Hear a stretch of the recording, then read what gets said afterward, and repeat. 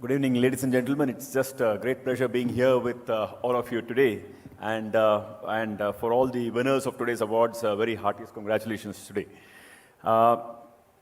This context of this startup awards is particularly important in the current geopolitical context because, sometimes you feel that, a country which is maybe out of line with someone else who's providing the services.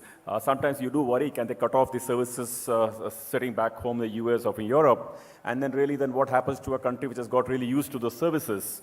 And therefore, for our own country to develop solutions which can serve our country and can abide by the laws of this own country, I think it becomes really very important. And I do hope many of our startups provide those solutions.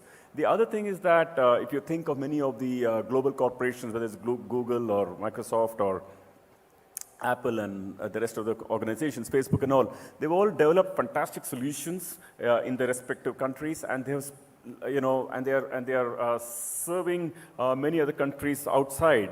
And the people in the respective countries have got used to the services, and then all the billings from these countries, effectively the wealth is going back home.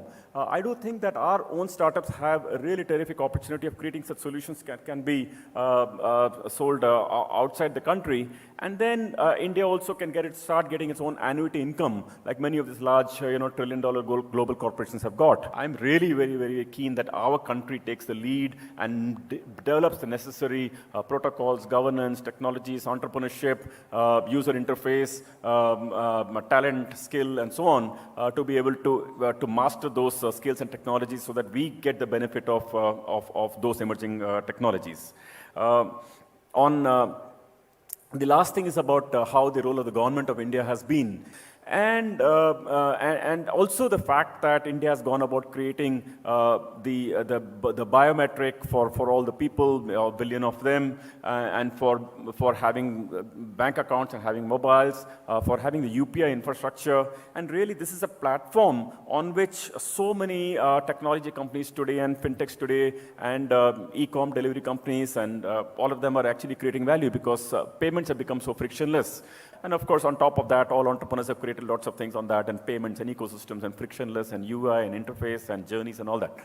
Therefore, it's a really good chance that on this hotbed of ecosystem created, we can really hope or rather believe that more and more unicorns will get created from our country. This 42 is hopefully just a start what we got last year.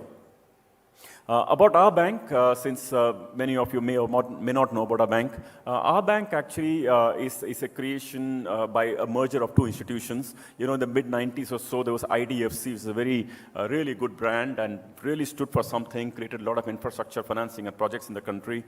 The other entity was Capital First, which has also got created through over the last 10 years. We think that we spent the last 2-3 years dealing with infrastructure and all that, but I think that's probably been the part of the news. But I think the next 4 or 5 years, you'll really begin to see what an amazing bank we're building. We are very, very happy with what we're building, and I hope all of you will experience the bank in the days to come. So thank you very much, ladies and gentlemen. It is a great pleasure being a part of this Economic Times Startup Awards. And to all the winners who won today, a very, very hearty congratulations. Thank you very much.